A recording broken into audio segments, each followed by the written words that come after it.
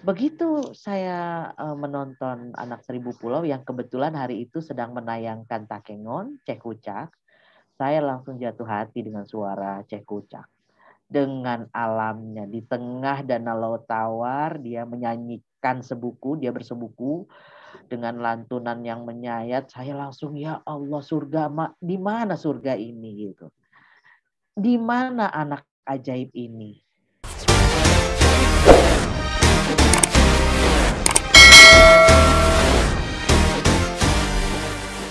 Teman-teman, kembali lagi bersama saya Suradi Usman Al-Gayuni. Dalam kesempatan kali ini bersama kita sudah bergabung seorang seniman yang tidak asing lagi di tanah air, yaitu Kak Depi Matahari. Kita akan ngobrol bagaimana sampai beliau terjun ke dunia sastra ini dan dengan segala aktivitas dan kontribusinya. Langsung saja kita ngobrol dengan Kak Depi. Assalamualaikum Kak Depi.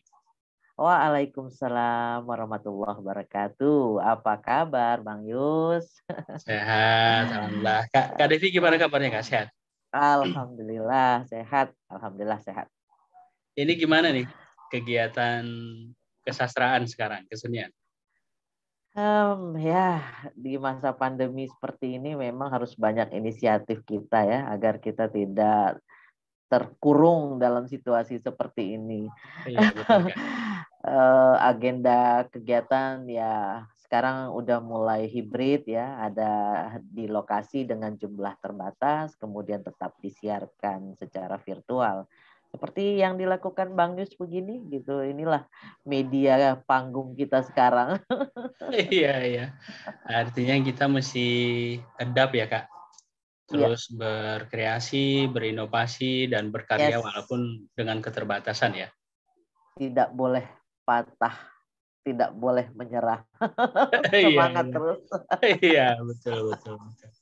Nah, Ya, ini Kak Devi bisa ya, diceritakan nggak nih ke penonton podcast kita ini, sejak kapan ya. sebetulnya Kak Dev ini tertarik di dunia kesenian ini dan sastra? Oke, makasih. Sebelumnya aku ucapkan terima kasih nih Bang Yus. Ya, sama-sama Kak Dev. Ini channel yang sangat bermanfaat ya, karena banyak sekali inspirasi yang bisa kita dapatkan dari podcast yang Bang Yus sudah lakukan. Banyak sekali tokoh-tokoh muda. Saya lebih menyoroti anak-anak muda karena bagi saya itu juga membuat kita yang sudah senior ini termotivasi dan terjaga semangatnya karena anak-anak muda yang sudah di wawancara di podcast ini banyak sekali yang bisa memberi inspirasi.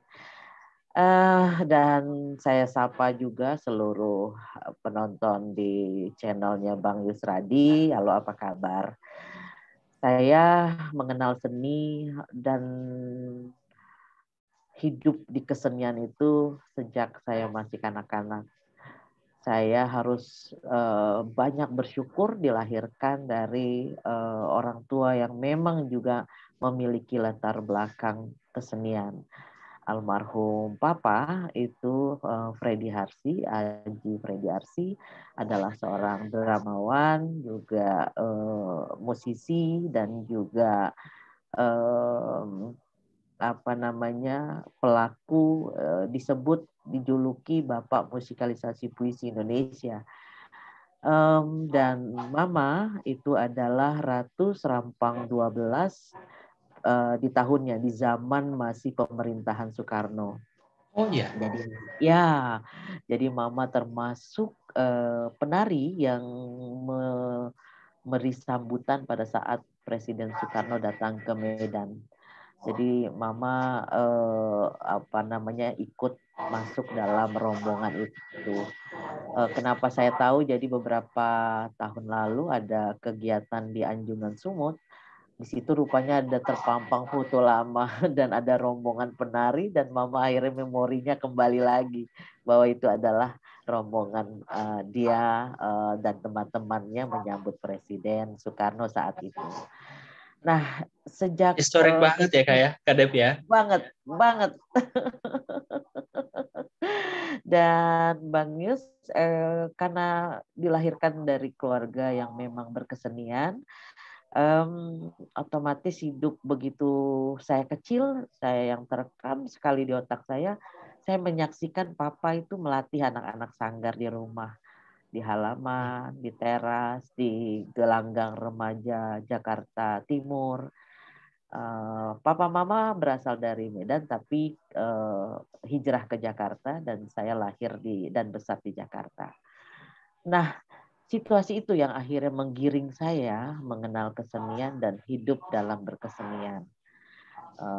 Sekeluarga dan entah mengapa sampai detik ini kami terus berkesenian. Jadi Iya, itu kenapa saya bisa nyemplung, Bang Yus. iya, iya. Jadi ini memang tidak terlepas dari sosok papa sama mama Yap, yang mengenalkan, yang memang juga seorang seniman dan jadi ya, role model buat Kak Devi ya. iya, betul sekali. Kalau untuk saudara Kak Devi yang lain gimana? Sama, semuanya Iya, seniman. betul. Jadi kami berenam bersaudara kandung. Eh, Mungkin itulah ya cara papa mendidik anak-anaknya dengan keadaan Jakarta yang tahu sendiri harus punya cara jitu barangkali saat itu sebagai orang tua, bagaimana anak bisa terus bercengkerama, bicara terus terang, mau melakukan dialog-dialog tanpa harus dipaksa. Melalui kesenian inilah saya lihat papa mencari cara dia mendidik kami. Sehingga tanpa kami sadari pada tahun 80-an setelah papa mendirikan sanggar di tahun 80 itu saya abang pertama, abang kedua dan saya itu dijadikan satu grup. Dulu itu lebih ke musik dan syair-syair yang papa ciptakan sendiri. Jadi papa dulu suka membuat lagu dan kami nyanyikan gitu. Jauh sebelum ada istilah musikalisasi puisi. Nah, kami pentas di RT-RT peringatan 17-an, kemudian di RW, kelurahan, sampai akhirnya diundang di beberapa event-event sastra, bahkan di tempat-tempat yang kami asing gitu kan, tidak biasa, hanya gara-gara menyanyikan puisi gitu. Ya, Ya itu. ini kan tadi memang dalam lingkup terkecil di keluarga, yang memang lingkungannya sudah berkesenian tambah darah orang tua. Ya, Jadi kalau ya waktu kecil itu ya, Kak Devi ya, ya ya, ya. masih kanak-kanak itu, apa ada lomba yang Kak Devi ikuti? Nah, Ya. terus rayanya seperti apa, Kak Devi?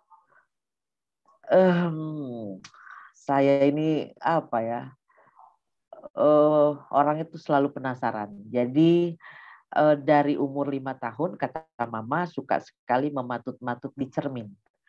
Jadi saya suka dengar Elia Kadam, bahkan saya akan bergerak-gerak seperti Elia Kadam. Kemudian saya suka membaca puisi karena papa selalu membedah puisi untuk anak-anak sanggarnya dan buku-buku itu akhirnya bertebaran di rumah dan akhirnya kami santap, kami baca dan saya pun membacakannya tanpa papa tahu. Di kamar saya suka baca, di sekolah pada saat pelajaran bahasa Indonesia saya dengan lantang berdiri, saya mau mencontohkan gitu, sehingga ada lomba-lomba yang diadakan sekolah maupun di tingkat-tingkat RT saya selalu ikuti gitu.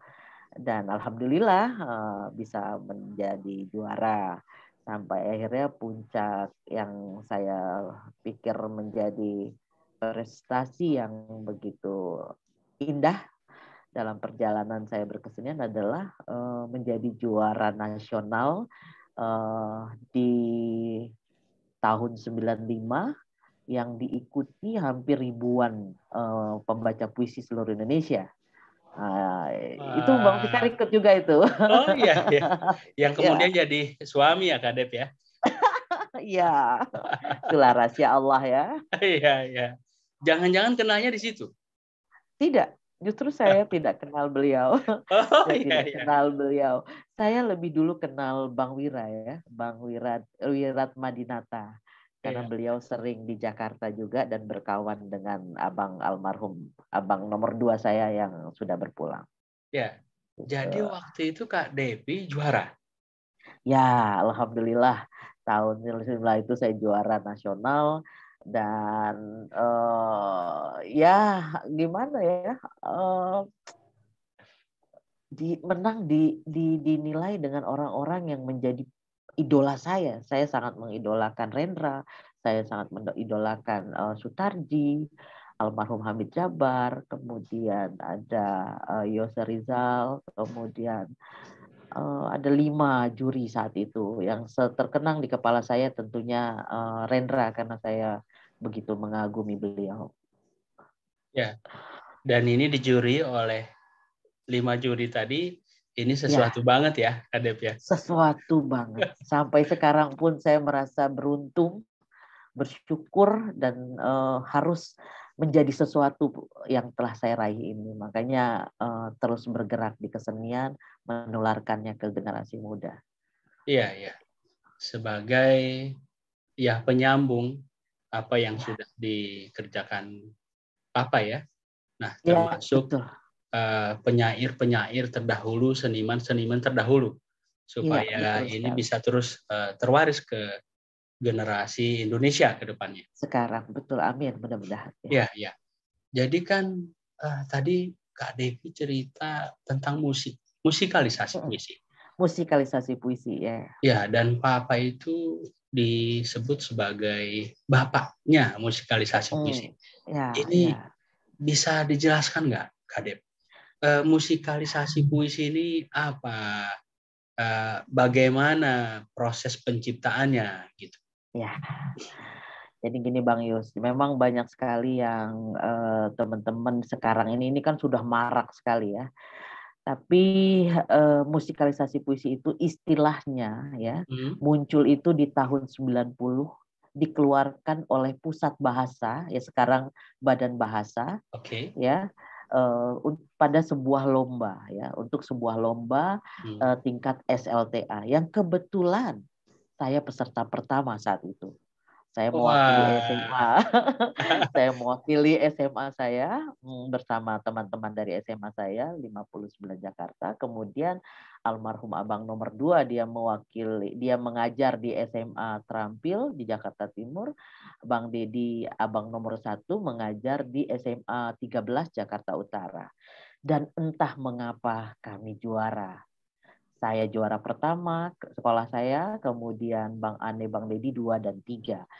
Lantas selesai kegiatan itu, jurinya antara lain almarhum Arifin Senur, kemudian ada Putu Wijaya, ada Sutarji, ya orang-orang yang memang pakar di bidangnya gitu. Yeah. Nah, selesai kegiatan karena kami bersenang hati menang, itu kebiasaan di Sanggar adalah membuat lingkaran. Kami Papa membiasakan itu membuat lingkaran, kita evaluasi dan menyanyikan lagu Sanggar. Rupanya ini dicermati, dilihat, diperhatikan oleh juri. Bahkan almarhum Arifin Senur berhenti dan mendekati kita. Kalian ini satu sekolah, apa satu sanggar, atau bagaimana? Gitu. Nah, singkat cerita, 3 tahun berturut-turut kami menang. Itu bergantian, kalau nggak sekolah saya, sekolah Bang Dedi, sekolah Bang Ane, yang Didi itu bergantian. Jadi untuk tingkat Jakarta dan Jabodetabek, bahkan ada beberapa lomba yang diadakan Dirjen pun kami alhamdulillah menjuarai. Akhirnya oleh Pusat Bahasa kami dipanggil, diminta untuk pentas di penutupan bulan bahasa.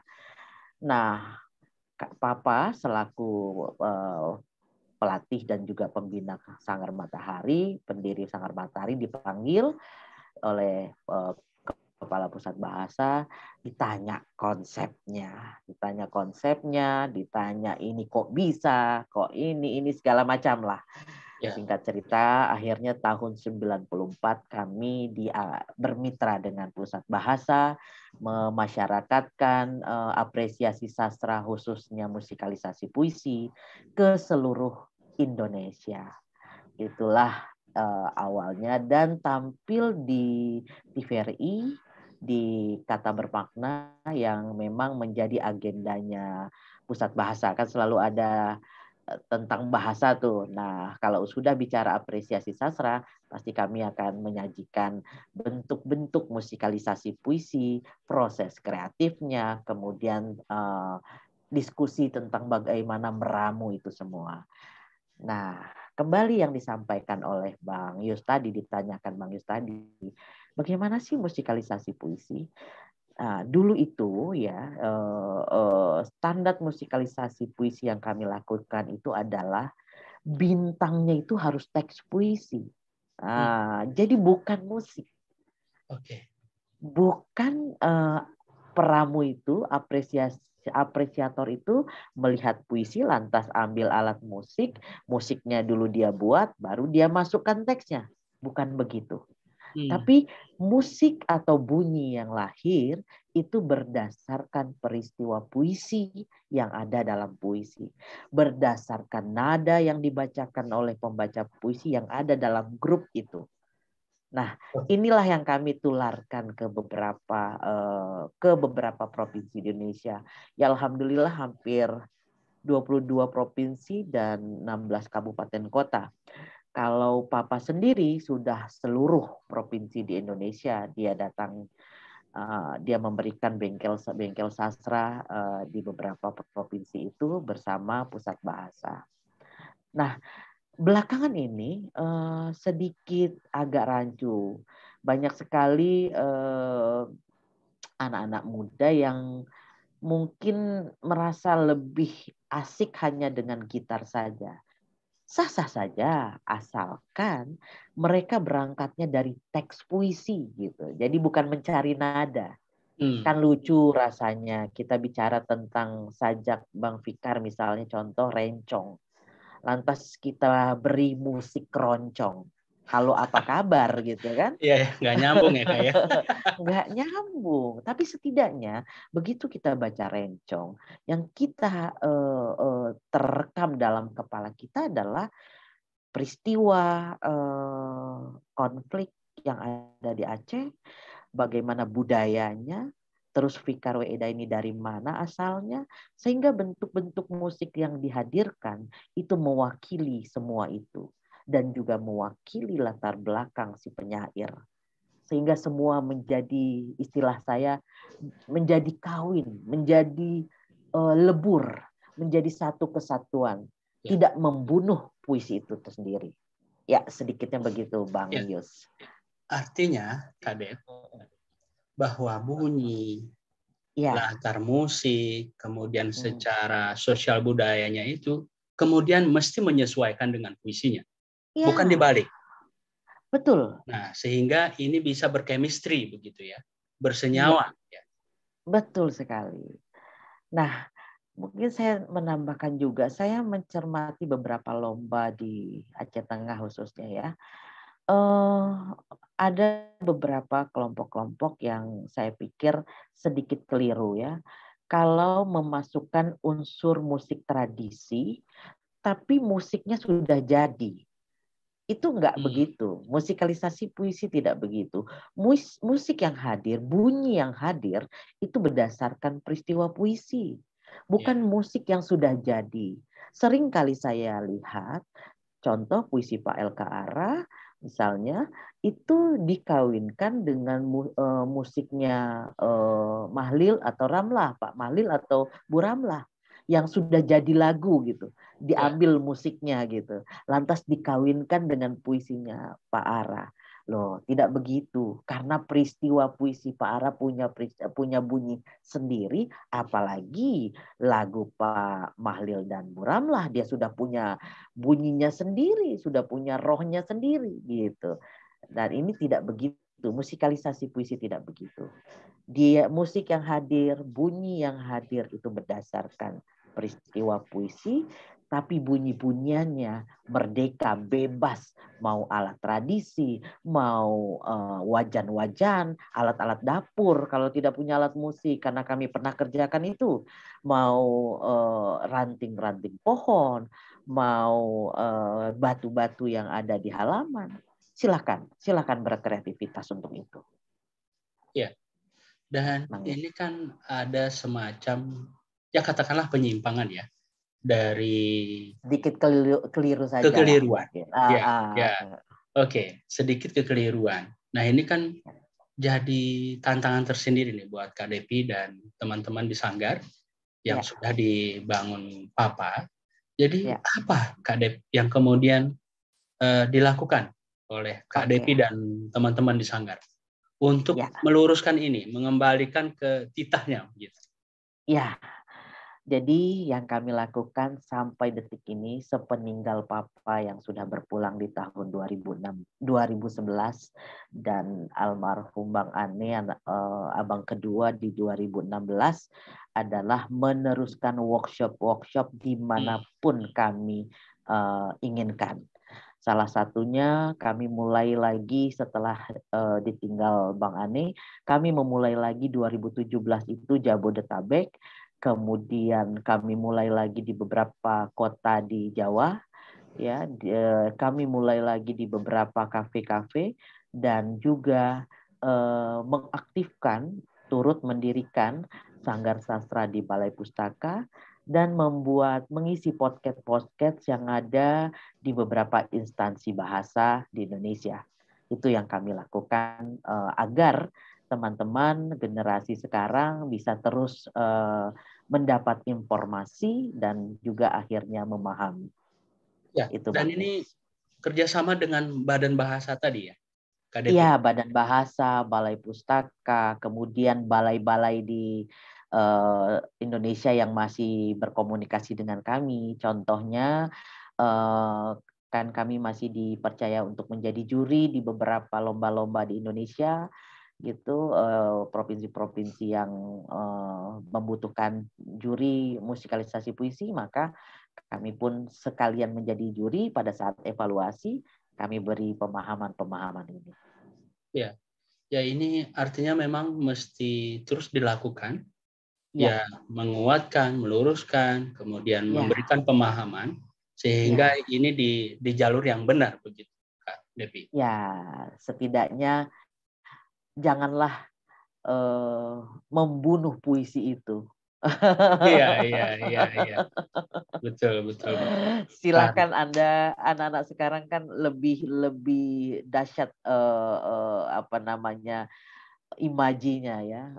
Banyak sekali alat-alat. Kami sampaikan juga itu di dalam workshop. Misalnya, malas sekali harus menghadirkan gitar, piano, segala macam. Banyak aplikasi-aplikasi yang bisa digunakan, aplikasi alat musik yang bisa digunakan.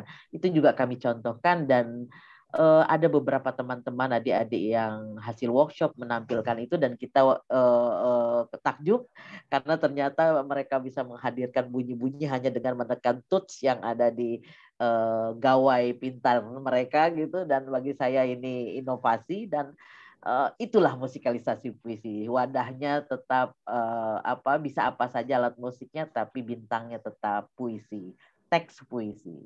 Ya, ya.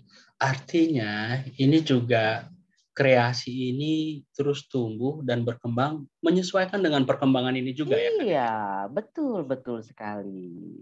Dan ini sepeninggal Papa, tadi kan mulai aktif lagi memberikan workshop-workshop di Ya, banyak daerah di Indonesia. Itu ya. seperti apa Kak Depi melihat kekayaan musikalisasi puisi kita itu, Kak Depi? Saya tuh cepat sekali terharu karena bicara perjalanan berkesenian, lantas kita lihat generasi sekarang yang masih terus juga melakukan hal itu dengan caranya. Bagi saya itu adalah kebahagiaan. Dan kebahagiaan itu saya lihat pada saat saya berkeliling, contohnya 2018 kami diundang Rumah Puisi Pak Taufik Ismail dan diadakan juga workshop di sana. Lantas tampil beberapa anak-anak muda ya, anak-anak milenial, pelajar-pelajar dengan alat-alat tradisi yang mereka kuasai dan perkembangannya masih membahagiakan. Saya tidak merasa harus ketakutan bahwa mereka jadi malas karena di satu sisi banyak juga anak-anak muda yang masih mempertahankan bahkan lebih liar kreativitasnya Dan Ya. bagi saya itu adalah keberhasilan, dan itulah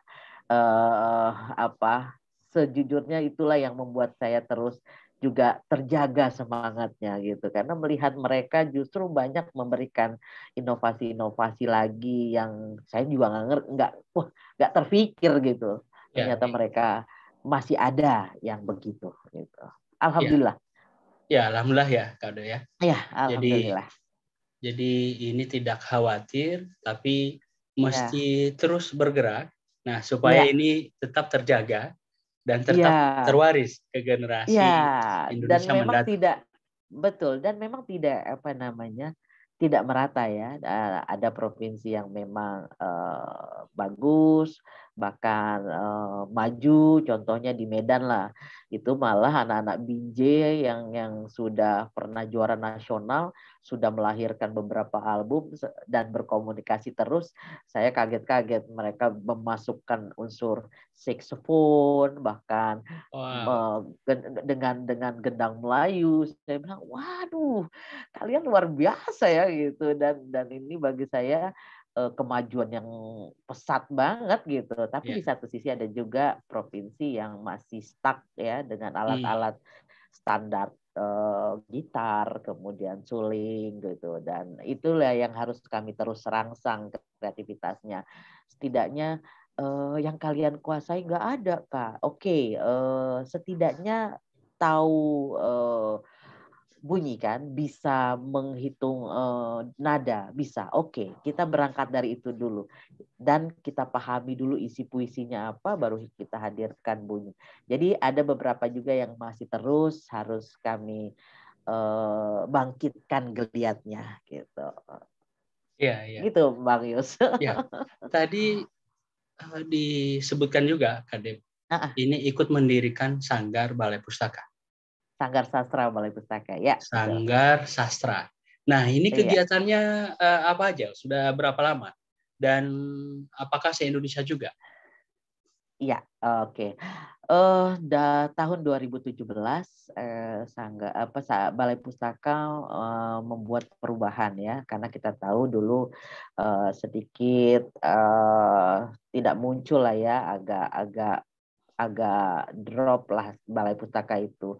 Tapi 2017 setelah Pak Ahmad Foroji menjadi dirutnya, ternyata memiliki banyak sekali inovasi di kepalanya yang mana dia ingin sastra itu menjadi identitas Balai Pustaka gitu, agar rumah peradaban Balai Pustaka hidup lagi, kembali lagi. Nah, salah satunya karena kami memang pernah bekerja sama dengan beliau pada saat beliau menjadi Dirut Perhutani.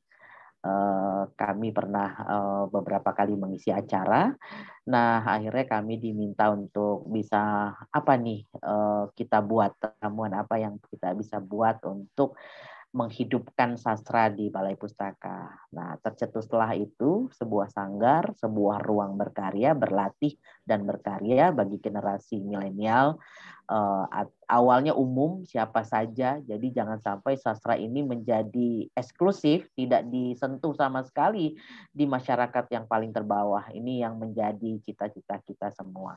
Nah, di tahun 2017 dibukalah Sanggar Sastra yang awalnya diperuntukkan bagi anak-anak sekolah menengah pertama dan menengah atas, juga guru bahasa dan seni. Antusiasnya luar biasa. Itu hanya tingkat Jabodetabek saja, karena memang keterbatasan ya, sekali lagi menyelenggarakan sebuah acara atau kegiatan kita pasti dihadapkan dengan anggaran, Ya. persiapan dan segala macam, sehingga hanya mampu merekrut 100 peserta. Itu antusias luar biasa dan juga berdampak luar biasa bagi Balai Pustaka. Sehingga banyak sekali beberapa BUMN yang tertarik untuk bersama-sama menghidupkan Sanggar Sastra di Balai Pustaka.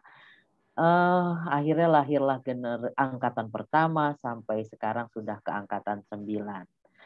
kita sempat berhenti di tahun 2000 awal pada saat pandemi melanda dan sedang tinggi-tingginya. Semua kita juga gagap dengan situasi itu. Banyak ketakutan-ketakutan untuk keluar rumah. Akhirnya mencoba di tahun 2021 secara virtual. Jadi sempat di 2020 di pertengahan tuh kita hentikan sebentar karena kita banyak juga yang terpapar, banyak beberapa teman-teman kita yang korban dan meninggalkan kita, sehingga kita sendiri butuh amunisi semangat ya agar imun terjaga gitu. Nah, kita hentikan dan 2021 baru kita lanjutkan secara virtual, dan luar biasa hikmahnya dengan pandemi ini kita bisa merekrut sebanyak-banyaknya anggota, tidak hanya Jabodetabek tapi seluruh Indonesia. Itu di angkatan 7.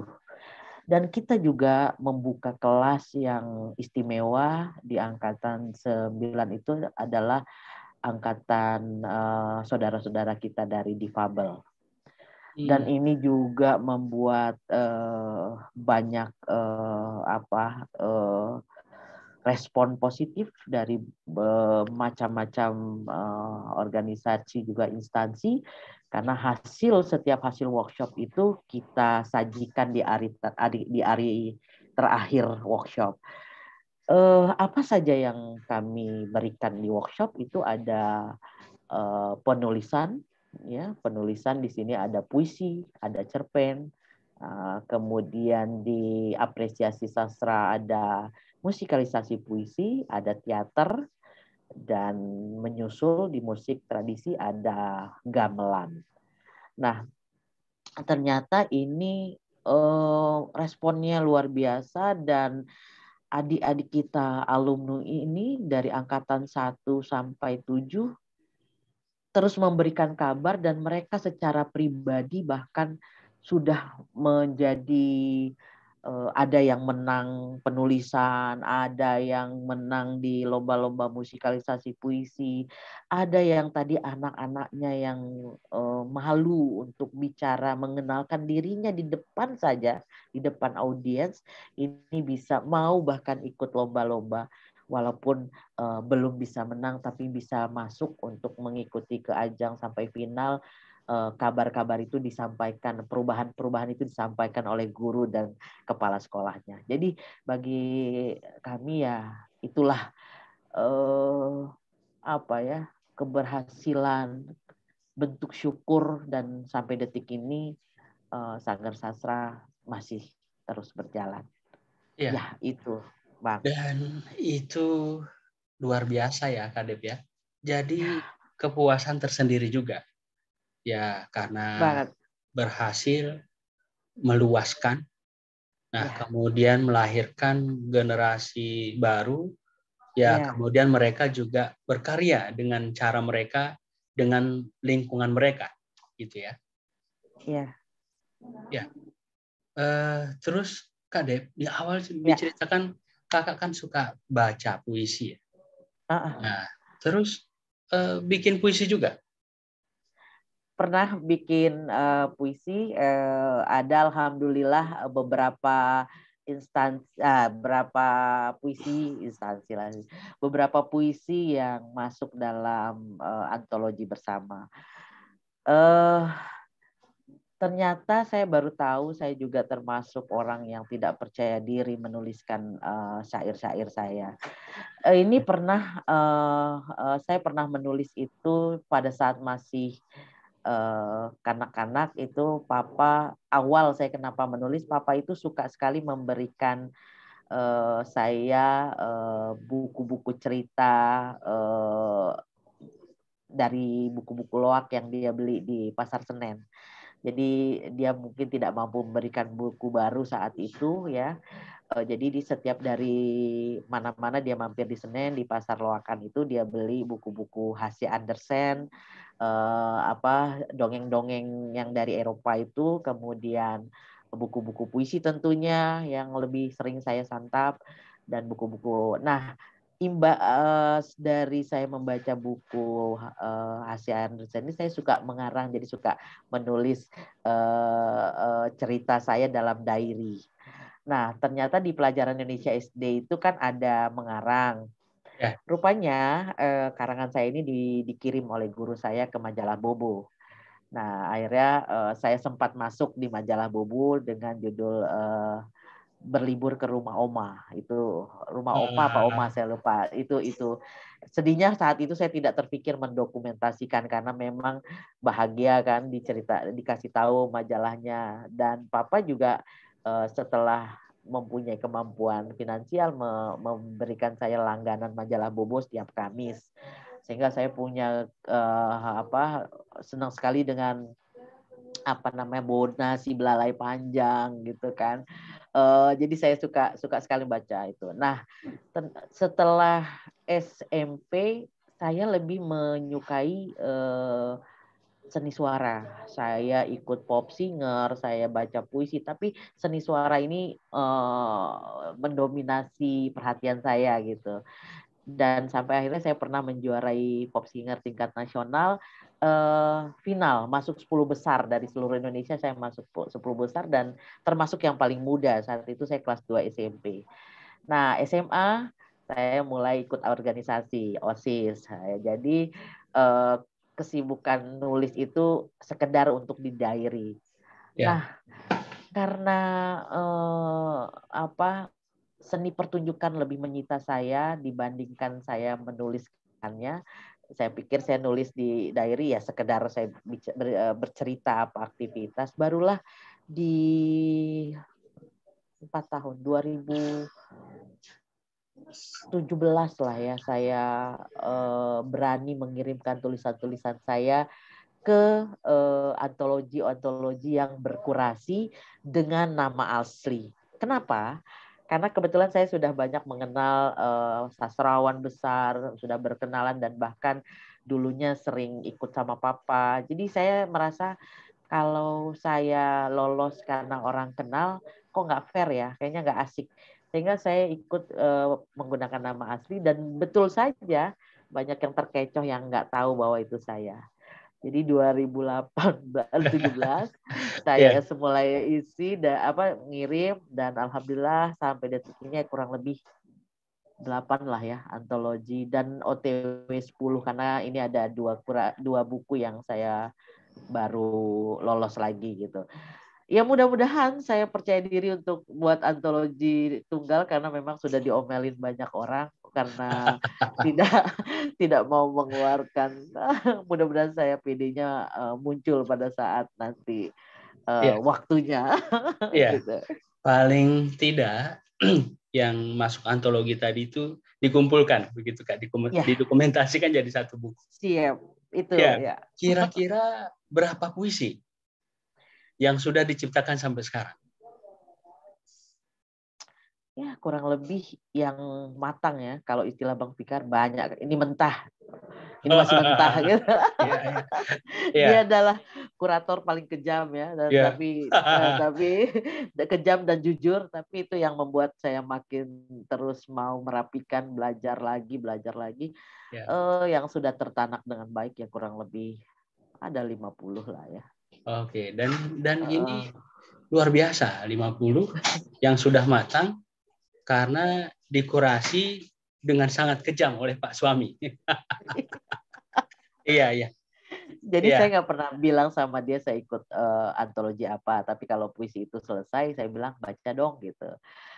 Dan kalau dia lagi mood, dia akan secara detail mengkritisi. Tapi kalau dia lagi nggak mood, dia cuma bilang mentah, udah selesai. Ya artinya kalau mentah ya sabar dulu sampai nunggu good mood lagi. Betul, sampai akhirnya saya harus menanakkan lagi bait-bait yang saya buat ini gitu. Ya.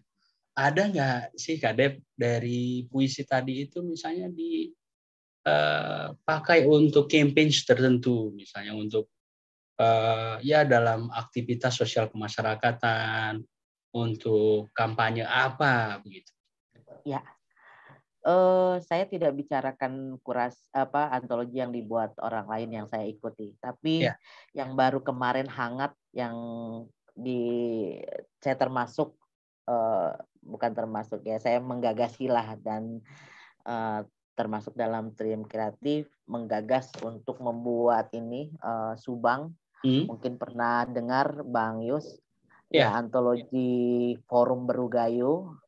Nah, Forum Berugayo ini baru berdiri di 2021 setelah pandemi ya, di 1 tahun setelah pandemi, berangkat dari jujur kegelisahan saya 5 tahun terakhir kalau bolak-balik ke Takengon.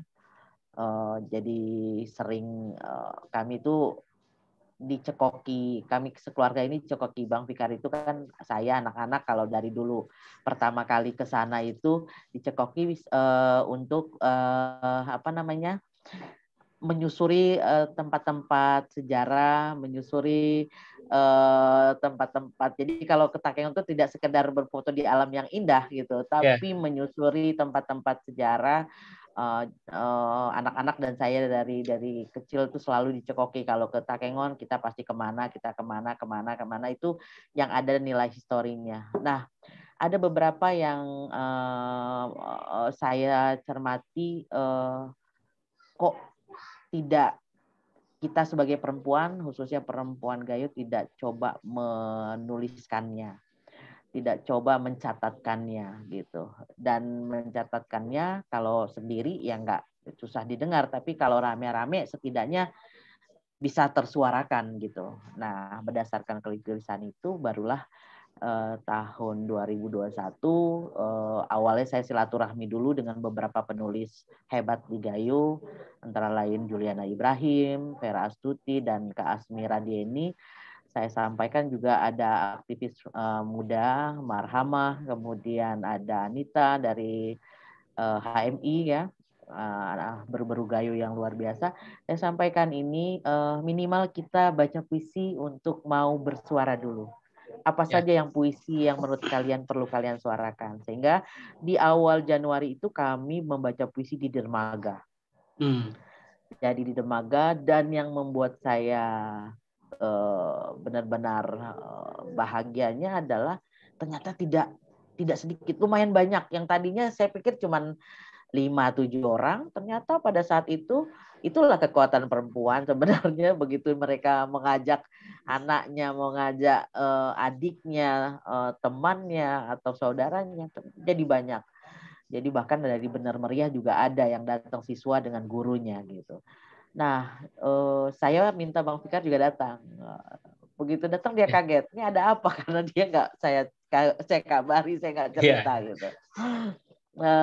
Terus karena alhamdulillahnya kan Bang Fikar memang mungkin banyak sedikitnya memotivasi teman-teman di situ yang kagum terhadap karyanya sehingga mau bertemu, mau berdiskusi gitu. Begitu Bang Fikar jujur bicara, ya saya nggak ngerti nih ada, tapi saya pikir ini gerakan yang tidak boleh dihentikan dan harus terus disuarakan gitu. Nah, singkat cerita, barulah sesampai di rumah saya ngobrol banyak sama Bang Fikar dan sama teman-teman 4 itu tadi, 3 sama saya berempat, Juliana, kemudian Vera dan Kak Asmira plus Marhama, bahwa ini tidak boleh sampai di sini. Nah, dilalanya peristiwa tentang Gayo Prasejarah, tentang Mendale itu sedang mencuat. Mencuat artinya banyak, ada hal-hal yang perlu dikritisi dari pemerintah saat itu yang berwenang. Kenapa ada kekecewaan Pak Ketut tentang beberapa peninggalan yang rusak karena mereka mau merapikan istilahnya, tapi malah tidak ngobrol tidak paham bahwa itu ada kerangka-kerangka yang sebenarnya tidak boleh disentuh gitu sembarangan, maksud tidak boleh. Nah, berangkat dari itu akhirnya saya sampaikan, wah nampaknya saya kayaknya tema ini harus saya tulis, karena yang membuat makin kuat lagi ditemukannya ada gerabah, anting-anting gitu kan, itu fotonya marak di media sosial ya, ditulis juga secara bersesi sama Bang Fikar. Saya baca dan saya tertarik, saya bilang wah ternyata di zaman itu sudah sedemikian keren jejaknya perempuan ini gitu. Kalau kita nggak tulis, terus kita cuma jadi penonton, halo, apa kabar? Nanti orang lain yang menulis. Kalian saya pengaruhi teman-teman, saya bilang nggak bisa nih. Dan akhirnya mereka memang juga yang, wah Kak, ini dari dulu juga pengen ini. Ya udah yuk kita sama-sama. Kami akhirnya menuliskannya, itulah makanya terbit Subang ini dengan kurasi yang juga ketat, karena ketatnya di sini juga kalau karya yang masuk tidak sesuai dengan tema, ya mohon maaf, tidak lolos gitu. Dan hanya 17 penulis, tapi 17 penulis yang bagi saya pribadi adalah 17 penulis jujur yang menuliskan tentang keadaan itu, tentang sejarah itu, tentang jejak perempuan itu, dan mereka adalah perempuan Gayo itu sendiri. Itu mungkin tema yang paling hangat yang baru saja kami buat. Dan tadi Kak Devi mengatakan bahwa yang nggak sampai mengira sebanyak itu. Ini kalau saya simpulkan artinya ketika ya selama ini ruang ini tidak dibuka, nggak ada ruang. Ketika memang dibuka ruang bicara, nah sehingga tersalurkanlah ini. Ini pun dari sekian banyak terkurasi tinggal 17 begitu. Nah, dan ini seperti kakak sampaikan masih terus diteruskan begitu ya, karena banyak sekali potensi yang terpendam sepertinya. Banyak yang sekali. Mesti disuarakan, dibuka ruangnya begitu. Iya. Ya, tadi disebutkan Takengon. Suami sendiri dari sana? Iya. Alhamdulillah. Nah, ini itulah saya akhirnya harus sedikit cerita.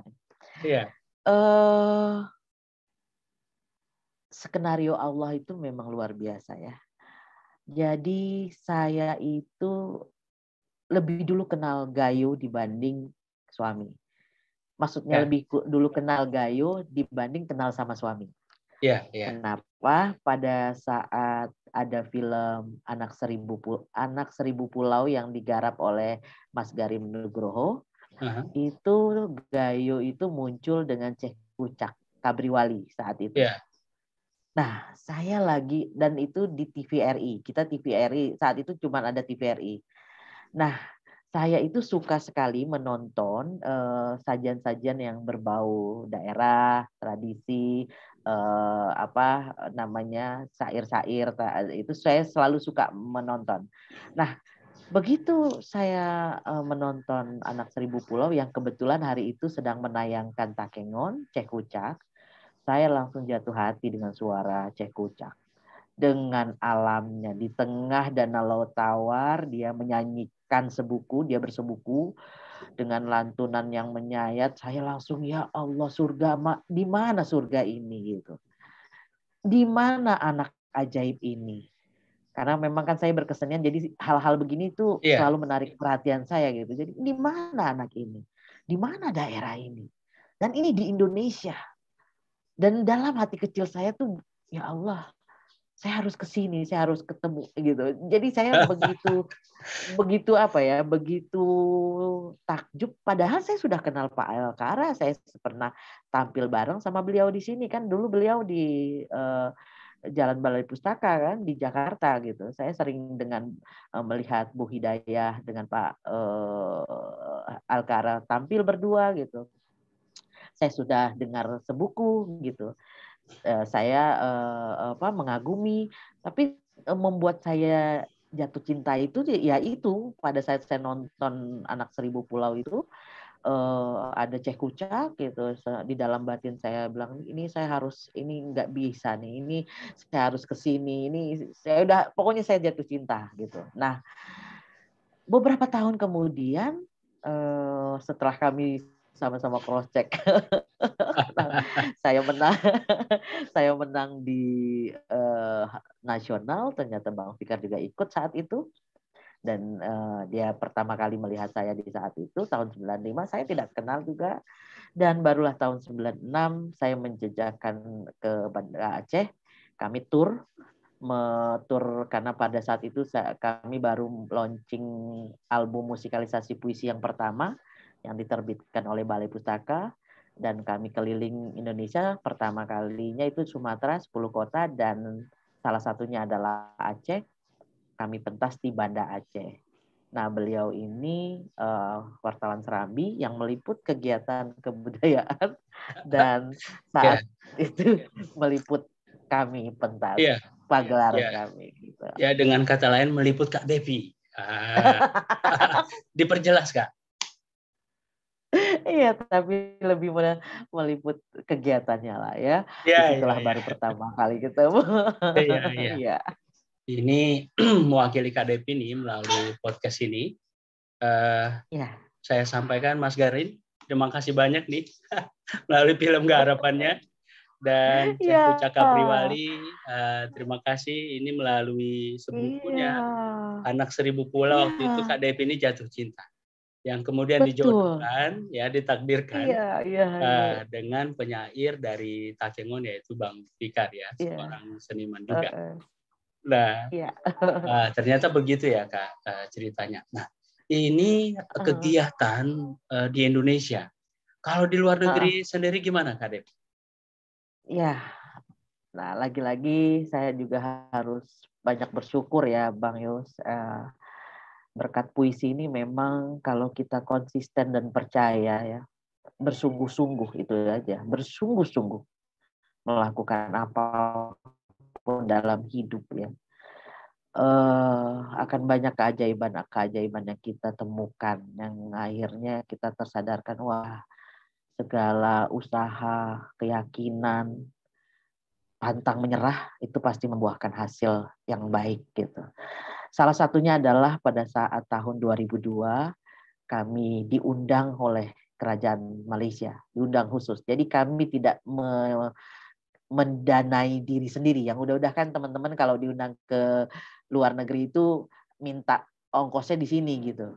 Kalau ini tidak, kami dibiayain pure semua 6 bersaudara plus papa mama dan Bang Fikar karena dia juga termasuk dalam kegiatan ini.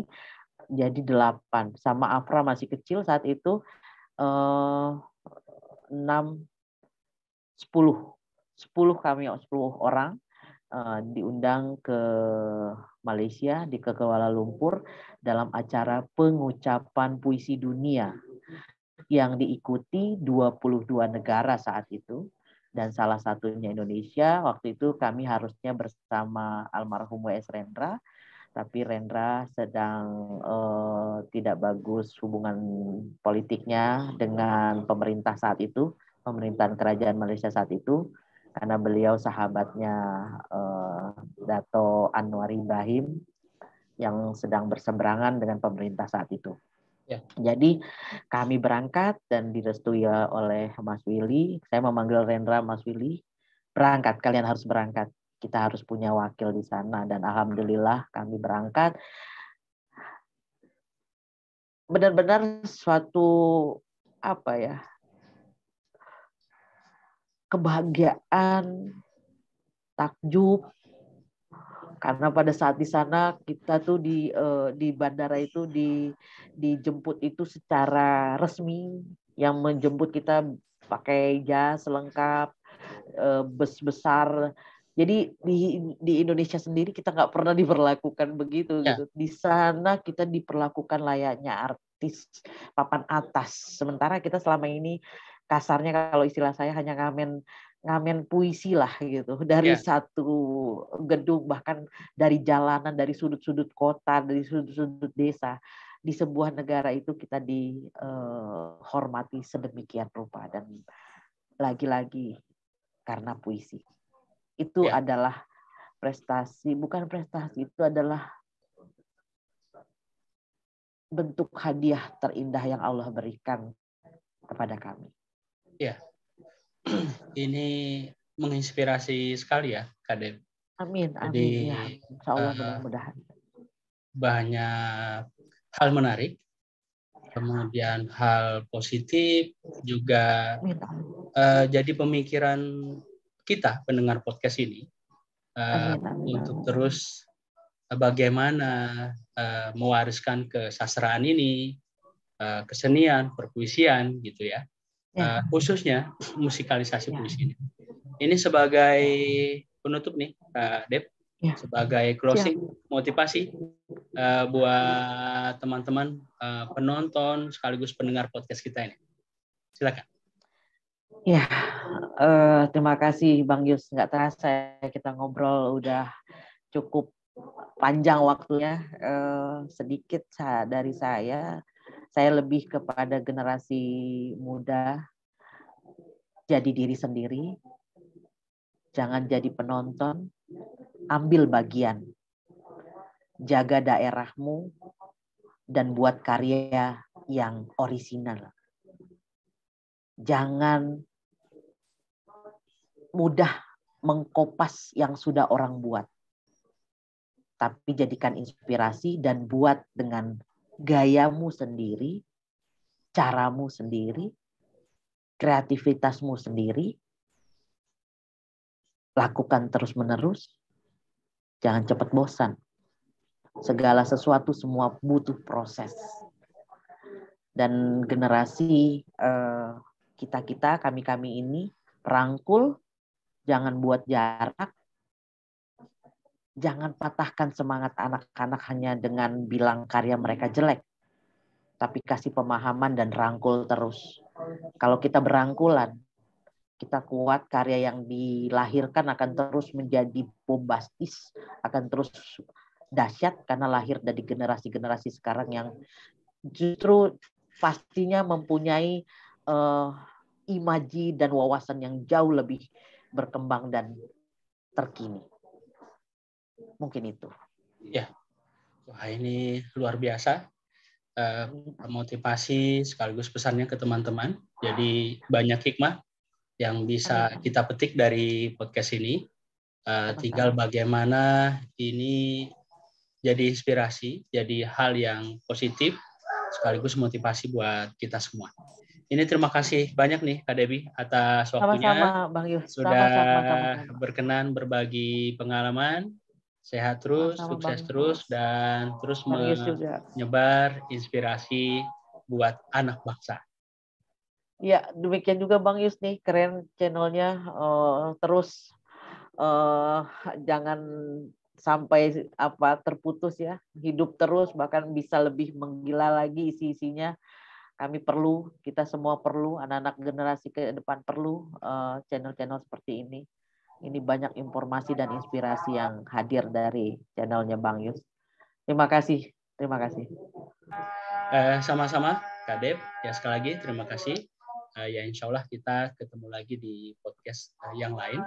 Dan teman-teman yang menonton podcast ini nanti kalau misalnya mau berkomunikasi lebih lanjut dengan komunitas musikalisasi puisi Indonesia, nanti tinggal komen di channel ini, akan kita hubungkan dengan Kak Devi dan teman-teman di sana. Sekali lagi terima kasih Kak Devi, sukses terus ya. Sama-sama. Dan terus berkarya. Assalamualaikum Kak Devi, sama-sama Kak Dev. Waalaikumsalam warahmatullahi wabarakatuh. Berizin.